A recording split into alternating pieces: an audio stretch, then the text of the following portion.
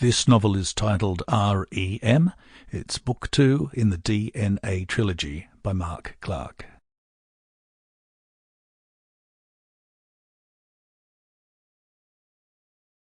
R.E.M. Introduction. This is Book 2 in the DNA Trilogy.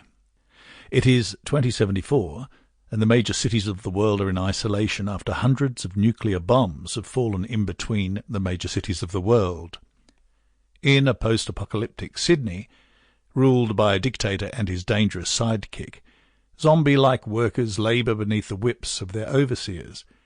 A power struggle and a hidden cache of arms leads to violence, crucifixion, murder, and, eventually, to the dawning of a new age.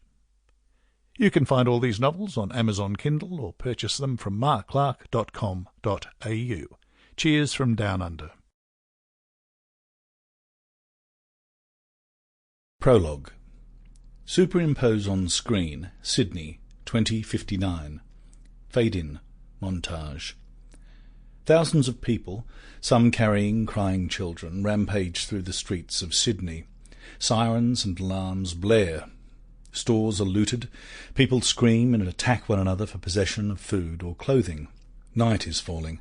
The parks and inner-city roads are filled with homeless people, fighting one another for a place to sleep. Gangs of thugs prowl the streets. They rip families from cars. Men are killed and women ravaged. Fires burn unchecked across the city. Wails of despair are an ever-present backdrop to the unchecked violence exploding everywhere. Bodies fall from apartment windows. Lost children wander, dazed and crying, upon the splintered glass. The eye of the camera pulls away from one lost child and upward towards the heavens. The child becomes a speck amongst a charnel house of horrors. The city is revealed in its entirety. It is a screaming pit of hell, a burning oasis, and all around it, as far as the eye can see, is a brown and scorched wasteland, the aftermath of nuclear war. Fade. Fade in. Superimpose on screen, Sydney, 2074. Exterior, Blue Mountains, day. Reuben, now a mature man in his early 30s, pulls up his chestnut horse at the front door of an abandoned farmhouse. Interior, barn, day. Reuben investigates the contents of the interior. He tosses aside an old, empty petrol can and looks through a variety of tools sitting upon a workbench. The contents of the barn are in general disarray and have the appearance of being suddenly abandoned.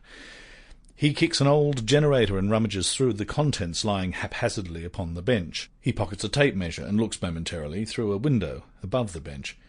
He does a slight double take and looks back through the window. He dashes towards the door. Exterior, barn, day. Reuben squints towards the horizon, then races to his horse. He takes a pair of binoculars from the saddlebag and trains them towards the horizon. Through the binoculars we see the Sydney skyline. Between it and Reuben's point of view, there are few discernible structures. A few scattered buildings punctuate the foreground between him and the distant city, a few fractured buildings here and there, but for the main part the Sydney basin is barren and dry, a wasteland. There is no sign of life. But, issuing from the heart of the great city centre, is an unmistakable column of black smoke. Exterior, barn, day. Reuben withdraws the binoculars from his eyes. He appears surprised, almost amazed.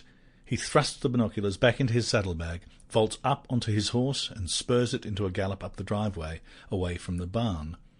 Exterior, outside Ramsay's mansion, day. Close-up of a target. Its heart is peppered with bullets. Another hits it dead centre. The camera pulls back to reveal Adam, a young boy of 10, with a rifle up to his eye. He lowers the sight and looks upon his bullseye with satisfaction. Reuben sweeps past on horseback. Adam waves. Reuben waves back, but does not stop. Adam puts down his gun and runs after him. Exterior, Ramsay's mansion, day. Reuben dismounts. Brian, the dwarf, still formally attired in his butler's tails, takes the horse's reins. Reuben dashes through the front door. Chapter 1. "Yes, we saw it too," Colin replied to Reuben's breathless, advancing frame. "Come in, boy, have a seat." Colin was thinner. What hair he still possessed was grey and cropped almost bare. He was in his late 60s. Sample complete. Ready to continue?